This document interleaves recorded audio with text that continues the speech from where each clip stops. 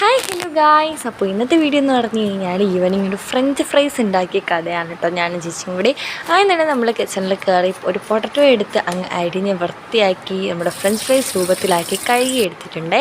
അത് കഴിഞ്ഞ് നേരെ അടുപ്പത്തേക്ക് അത് നല്ലതായിട്ട് വേവിക്കാൻ വയ്ക്കുന്ന സമയത്ത് നമ്മൾ ഉപ്പിട്ടാട്ടോ വേവിക്കുന്നത്, തട്ടിക്കൂട്ടി ഒരു അടിപൊളി മയോണൈസും കൂടി അങ്ങ് ഉണ്ടാക്കാമെന്ന് വിചാരിച്ച് മയോണൈസ് ഉണ്ടാക്കാൻ നമ്മൾ യൂട്യൂബിലൊക്കെ തപ്പി അങ്ങനെ മയോണൈസ് ഉണ്ടാക്കാനുള്ള പുറപ്പാടാണ്. വെളുത്തുള്ളിയൊക്കെ അരിഞ്ഞ് മുട്ടയൊക്കെ പൊട്ടിച്ചൊഴിച്ച് നമ്മൾ നേരെ തന്നെ എടുക്കുന്നുണ്ട് കേട്ടോ.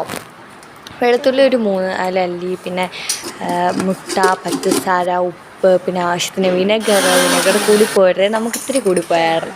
അങ്ങനെ മയോണൈസ് സെറ്റായി. അതിൻ്റെ അകത്ത് നമ്മൾ കുറച്ചുകൂടി സോസും കൂടെയൊക്കെ ചേർത്തിട്ട് ഒരു അടിപൊളി സാധനമാക്കി എടുത്ത് അത് കഴിഞ്ഞ് വേവിച്ച് വെച്ച പൊട്ടറ്റോൻ്റെ ആ ഒരു സംഭവം നമ്മൾ നേരെ തന്നെ എണ്ണ ഒഴിച്ച് ഫ്രൈ ചെയ്യാനായിട്ട് പോവാണ്.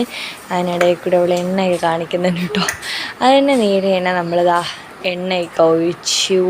വേറെ മസാലാസ് ഒന്നും ചേർക്കുന്നില്ല. ഉടനെ അതുപോലെ ആ പൊട്ടറ്റോ ഫ്രൈ ചെയ്ത് ഇടുന്നുണ്ട് കേട്ടോ. അപ്പോൾ ഇതൊന്ന് ഫ്രൈ ആവുന്ന ടൈമിൽ ഫ്രൈ ആയിട്ട് വേണം നമുക്കിതൊന്ന് കഴിക്കാൻ വേണ്ടേ. ഇങ്ങനെ നമ്മൾ പെട്ടെന്ന് എല്ലാം തന്നെ ഫ്രൈ ആക്കി എടുത്തു. നമ്മുടെ മയോണൈസ് പ്ലസ് സോസ് മിക്സൊക്കെ കൂട്ടി കഴിച്ച് നോക്കിയിട്ടുണ്ട്. സത്യം പറയാലോ നല്ല ടേസ്റ്റ് ഉണ്ടായിരുന്നു കേട്ടോ. അടിപൊളിയായിരുന്നു.